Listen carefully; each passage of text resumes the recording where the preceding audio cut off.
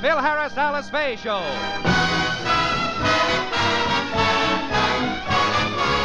For your enjoyment, here is the Phil Harris, Alice Faye Show. Written by Ray Singer and Dick Chevrolet, with Elliot Lewis, Walter Tetley, Robert North, Janine Roos, Ann Whitfield, Walter Sharp and his music, yours truly, Bill Foreman, and starring Alice Faye and Phil Harris.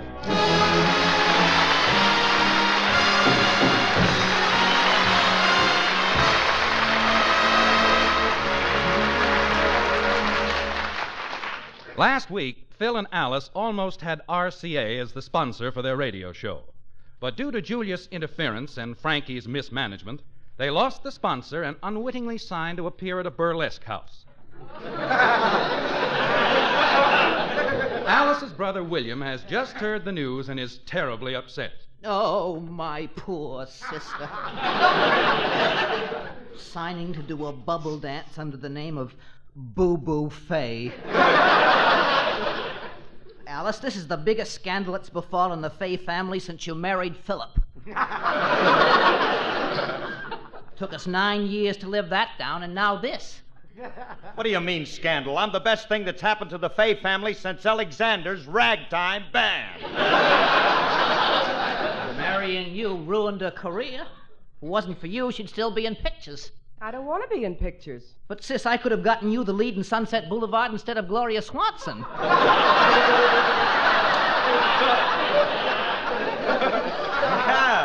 Yeah, I heard about that. They tell me it was a toss-up between Alice and Clara Bow.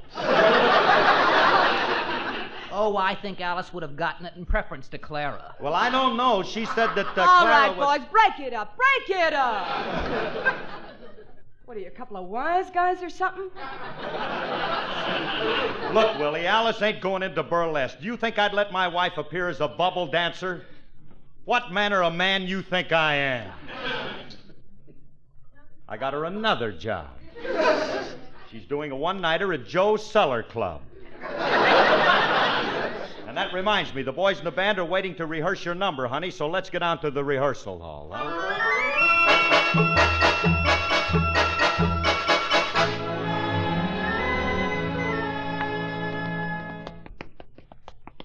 Gosh, Phil, I'm afraid to go into rehearsal. If the boys in the band found out about my signing a burlesque contract, I'd die 1,000 deaths. Don't worry about it. Don't worry about it. How would they know?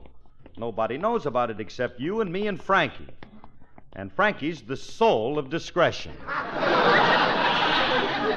Look, honey, all you got to do is act natural. They'll never know. Just give the boys a big hello. They'll never tumble. Come on.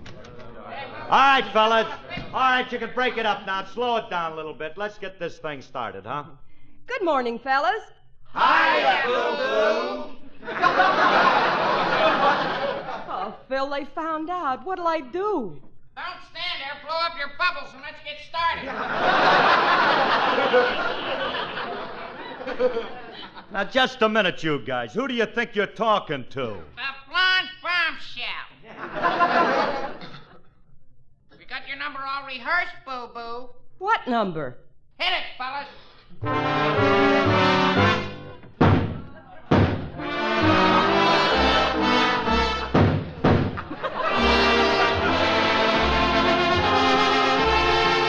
Cut! Cut that out, you guys!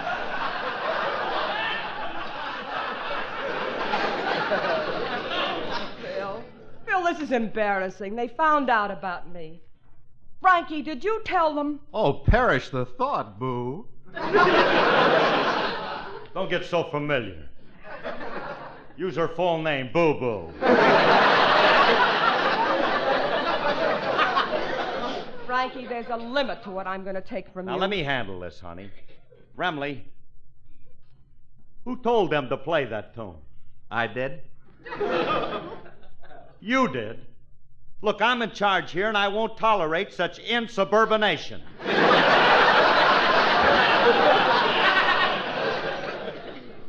Don't forget, I'm the leader. Correction, you were the leader. You've been replaced. And may I ask who replaced me? I'm not in a position to say, but from now on, our theme song opens with a rippling guitar.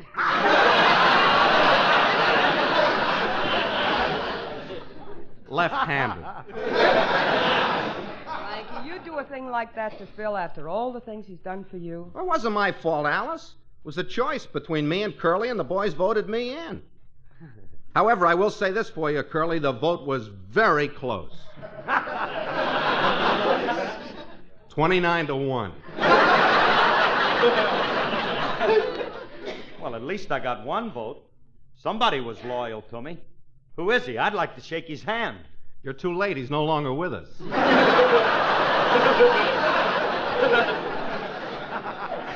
Sorry to see you go, Curly. But, Frankie, Pick up your drum and I'll give you a letter to Guy Lombardo. Not till I get to the bottom of this. Why don't they want me? Because you haven't got a sponsor. There's nothing as humiliating as working for a guy who ain't working. Now, wait a minute. Let me talk to these guys, huh? Fellas, why don't you want me as your leader anymore? Because you're an old man. You've had your day as a leader, Pop. Now step aside and make room for the newcomers. What newcomers? Kids like Isham Jones, Paul Waitman. And Vincent Lopez and John Philip Sousa and Rudy. All right. I don't want no more. Look, Artie, one more crack out of you and I'll paste your curls on again and ship you back to Phil Spitalny. Now, look, you guys, I'm still in charge. Now, get up there and play for Alice's tune, and I want it to sound good, so don't get too close to your instruments.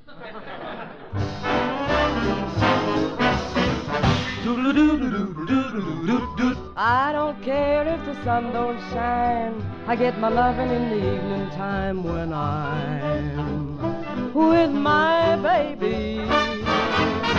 It's no fun with the sun around, but I get going when the sun goes down. And I meet my baby.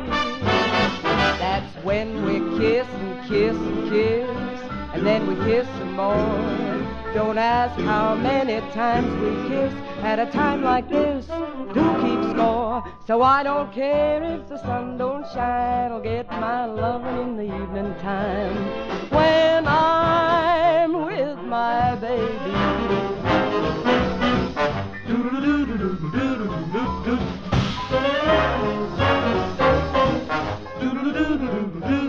So I don't care if the sun don't shine. I get my loving in the evening time when I'm with my baby.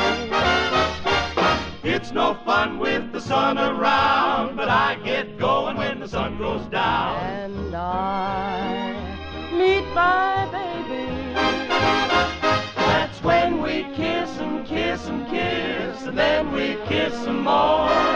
Don't ask how many times we kiss at a time like this. Who keeps score? So I don't care if the sun don't shine. I'll get my loving in the evening time when I'm with my baby.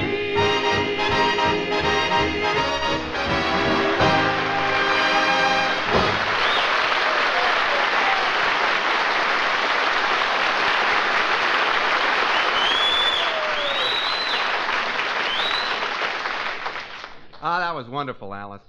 That'll be a great tune for your opening number. From that, you can go right into your bubble dance, and then... Frankie, will you forget it? I have no intention of appearing in a burlesque show. Even if I wanted to, I wouldn't know how to act. I've never even been to a burlesque. What did they do there anyway, Phil?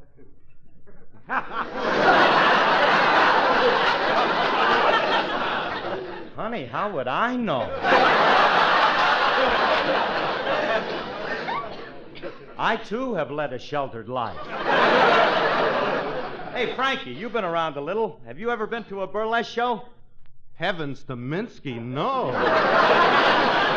However, if you're interested, Alice, I believe there is a beginner's manual on the subject called Fun on the Runway by Professor Stripling. But you got a contract with my friend Milligan. If you don't appear in his girly show, he's going to be sore. Forget about Milligan and his contract. What we have to do is to concentrate on getting a radio sponsor. Oh, well, if that's what's bothering you, Curly, I got one all set for you. Keep your sponsors, keep them. Last week you had a bookie service, a counterfeit well, ring. That was last week. This time I got a guy who's sort of in the furniture business. Now, what do you mean, sort of? What does he make? Electric chairs?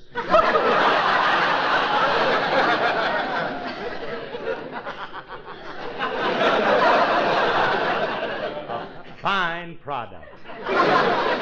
No home should be without an electric chair. He makes them in sectional pieces. He puts two of them together and sells them as hot love seats.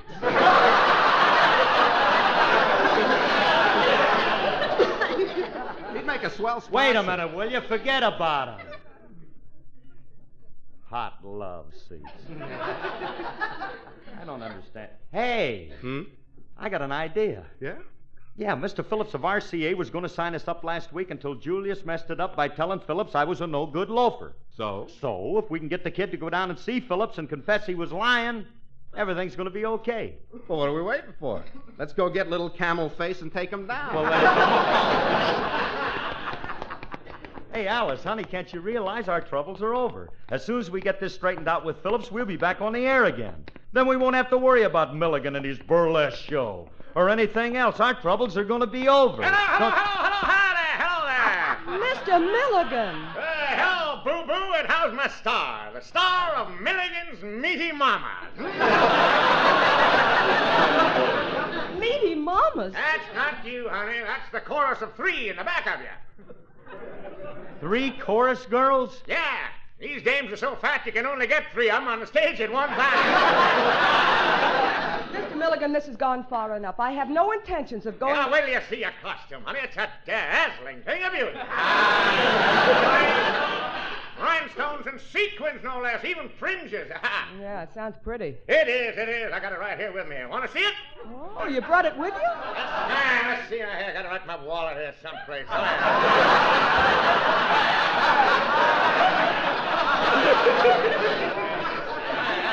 Oh, no, that's a stamp. Yeah. Wait a minute. What's the matter with you, Milligan? Do you think I'd let my wife appear in a costume like that? Well, all right. We'll cut it down a little. Wait a minute. Milligan, this whole thing is ridiculous. My wife is not going to appear in your burlesque show. Boo-Boo, please, tell your stooge to keep out of it. All right, honey, I've got a great publicity campaign underway for you. We got billboards all over town.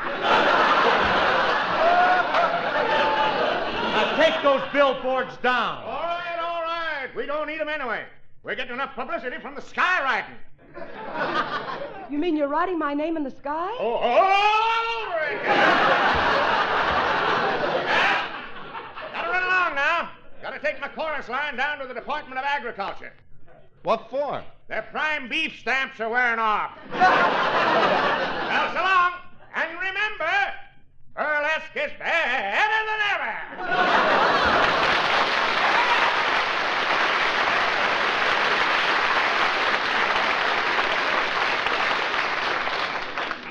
Poor Milligan. He's always at a loss for words. Talking to him is like carrying on a conversation with a pneumatic drill. Well, come on, let's not waste any more time. Alice, Frankie and me will go get Julius, and we'll meet you at Mr. Phillips's office.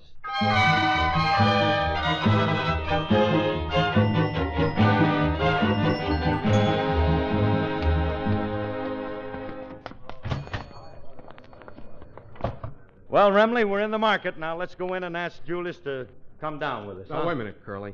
You know that ordinary little kid ain't going to go with us willingly. We'll have to force him into going to Phillips with us.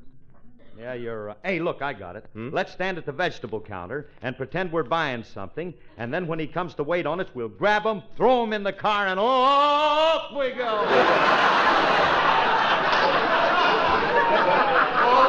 Okay. Curly, don't they have a wonderful display of vegetables here? Mm-hmm. These look especially delectable. Get your clammy mitts off of me rutabagas! We're just shopping. We were going to buy some. Well, just look at them. Don't finger them. Now you contaminated the whole stand. Hey, Gus, bring the spray gun. Our rutabagas have been felt by the untouchables. Lovely child. Yeah. He has all the charm of a sucked lemon.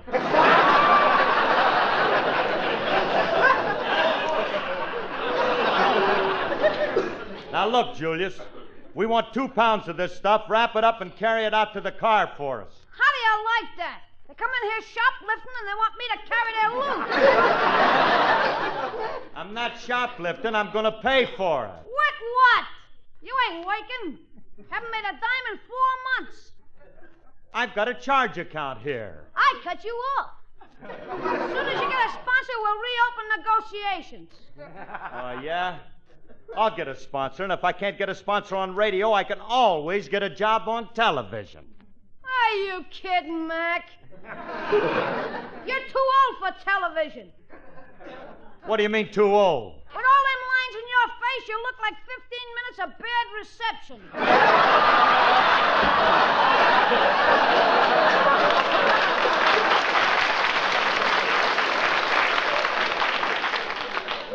Look, I can't waste any more time with you guys. You want to buy something or don't you? Yeah, we want to buy something. I'd like to purchase this burlap sack. Okay. What are you going to put in it? You grab him, Frankie, and take him to the car. Hey, let go of me, eh? Grab him now. Frankie's making an awful racket. What should we do? Start singing, Curly. That'll drown out anything.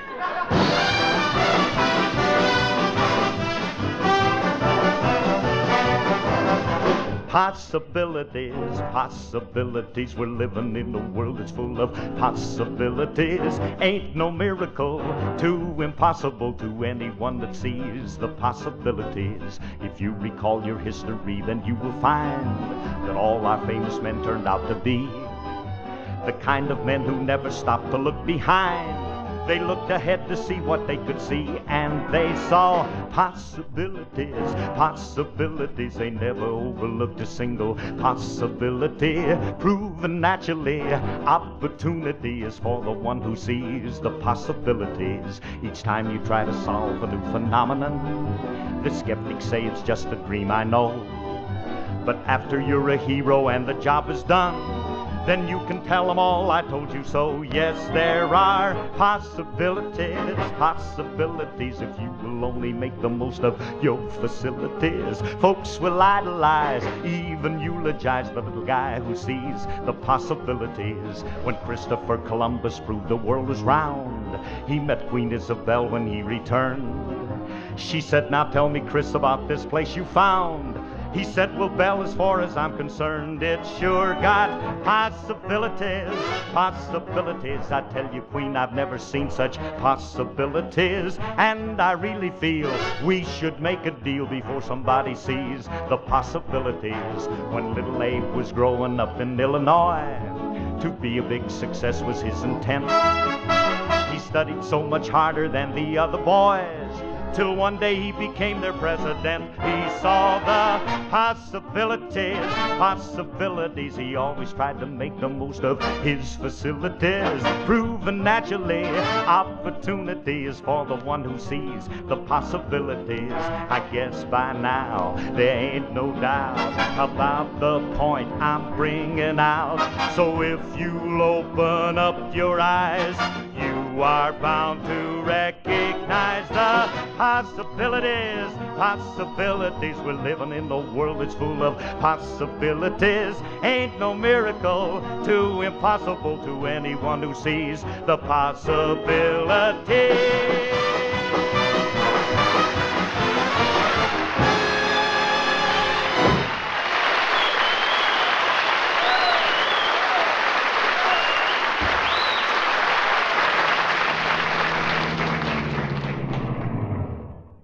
Hey, well, here we are, Remley. Let's carry Julius to Mr. Phillips's office. Huh? Okay. I'll let him out of the trunk rack. Hey, you know something? I ain't heard a word out of that kid for 10 minutes. I better see if he's all right.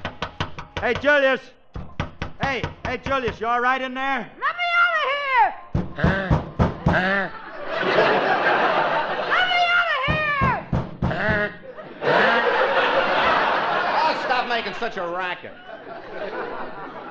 Hey, Curly, give me the key and I'll let him out. Okay, Remley, What?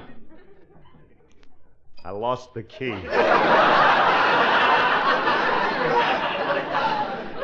Oh, you're just saying that.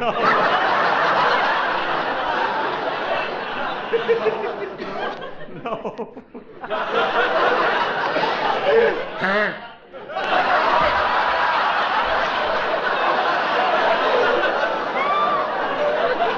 Still there. Yeah, turn that exhaust off. What are we going to... No, I'm on the level. I've blown the key somewhere. Well, look, let's don't worry about it. If we can't bring Julius up to Phillips, we'll bring Phillips down to Julius. Come on. You know, all this trouble just to get a sponsor, and you got one. What have you got? A guy like we had last year, Scotty, who did nothing but get in my hair. All right, Frank, wait a minute now. Just hold it quiet. What's wrong with Scott? He hated me. He told people I was an unmitigated crook, a notorious embezzler, and a gibbering idiot. So he happened to be a good judge of human nature. Let's hurry and get this over with, will you? I've had enough trouble for one day. Hey, buddy, would you like to buy... Well, if it ain't my old pal Frankie. Oh, hello, Grogan. Hey, Curly, you remember my friend Grogan? You met him last week. Oh, yeah. The counterfeiter who wanted to sponsor me. How are you, 880? How your $3 bills going this week? Things are at a standstill. I'm having a little trouble with the government. They're trying to stop me because they found out I'm making money. Look, Grogan... They're persecuting me because I'm underselling them. The sawheads. Hey, Grog, look, the government's the only one allowed to make money. Yeah, that's just it. They got a monopoly. It's un-American. True. But there's nothing you can do about it. That's what you think. The government stopped me from making money, so I stopped them. How can you stop them? I got an injunction against them. Till the case is settled, the government can't print another bill. Alice ain't gonna like this.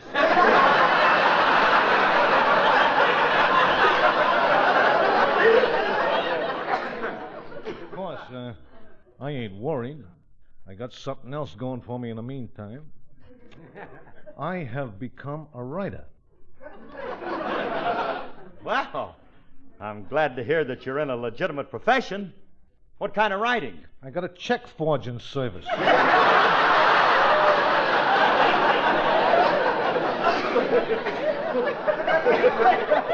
If you guys are still interested in signing with a sponsor, you know, I can help you. Who can you get us? Anybody you want. Just name a sponsor and I'll forge his name to the contract. Yeah, okay, never mind that, Grogan. With my talent, I can get a job on the air without forging a...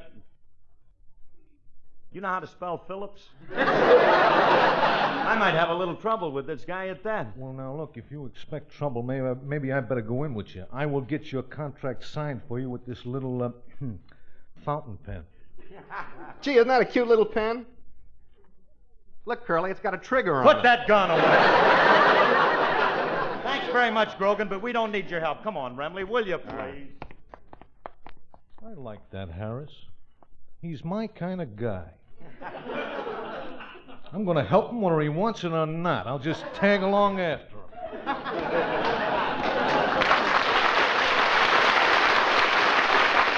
Hey, Curly, where do we find Phillips' office? Right down the hall here. Now, when we get in there, Remley, don't do no Oh, talking. Phil, Let me do... where have you been? I have wonderful news. I've just been in the office and RCA still wants us. All we have to do is sign the contract. Oh, honey, that's wonderful. Let's go in and sign with Mr. Phillips. Oh, by the way, dear, Mr. Phillips isn't here anymore. There's a new man in charge. And guess who it is? I don't care who it is as long as he pays the money every week. Let me in his office. How do you do, sir? Hello, Harris. Scotty! Oh, Frankie, isn't this wonderful? Our new sponsor is Mr. Scott. I think I'll kill myself. Gee, Mr. Scott, it's going to be swell working for you once more, and I know you're just thrilled to have me and Frankie with you again. Yes. Hey, Scotty, how come you're not with Rexall anymore? They let me go. Some malicious individual wrote a letter to the board of directors blackening my character. The letter said I was an unmitigated crook, a notorious embezzler, a gibbering idiot, and a wife-beater. Oh, it must have been written by some strange crank. I don't know. Sounds more to me like it was written by somebody who knew him. What was that? Oh, no, he means it looks like it was an inside job, Mr. Scott. Otherwise, how would they know you beat your wife? I don't beat my wife. I don't. All right, you don't. I just took a wild stab at that one anyway.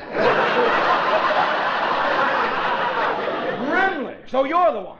I ought to take you and I ought to... Now, take it easy, Scotty. Well, I ought to... Frankie was only kidding. Look, Mr. Scott, please now. Remley's always playing harmless little jokes and pranks like that. He's just a mischievous imp. So was Jack the Ripper. Oh, well, the company wants you people signed up, so I guess I'll have to do it. Sign here, Harris, and I'll sign. And, Mr. Scott, I assure you, Phil and Frankie won't do anything to embarrass you, or my name ain't Boo-Boo Faye. I mean Alice Faye. Boo-Boo? What does that mean? Oh, nothing at all. Don't mean a thing. No, Mr. that's Scott. just a name she uses in burlesque. Frankie signed a contract last Miss week. Faye, did you sign a burlesque contract? Oh, Mr. Scott, yes, but you see, I... You can't do this to me. I've just signed you to do a radio show, and now you tell me you're in burlesque. Oh, what did I do to deserve these characters? Every time I get a good job, they come along and louse it up. Scotty, Alice had no intention of going You into... keep out of this. I'm not going to let you do this to me. I am not going to sign this contract. You're not gonna do what, fatso? I said I am not going... Watch this. This is my gun maul. Look, Rog, I told you that we don't need you. Quiet, Harris. This is between me and Blubberpuss. Pick up that pen and sign the contract. I will not. I'll give you an alternative. Either you use your Parker 51 or I use my Colt 45.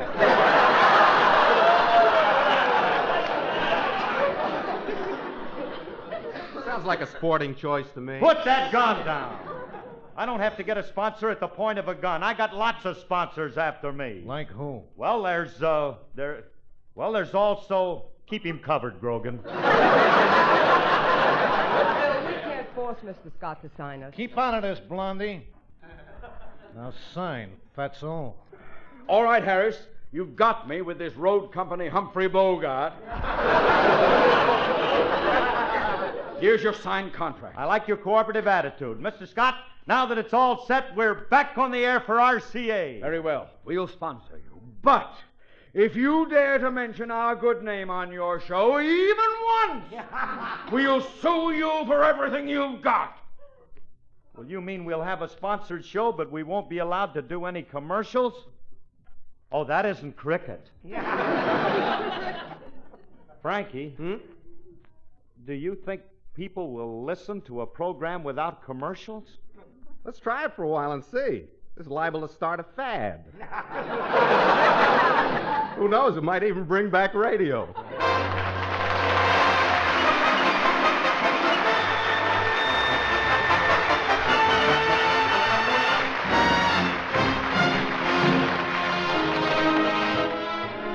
Folks, Los Angeles starts rolling tonight.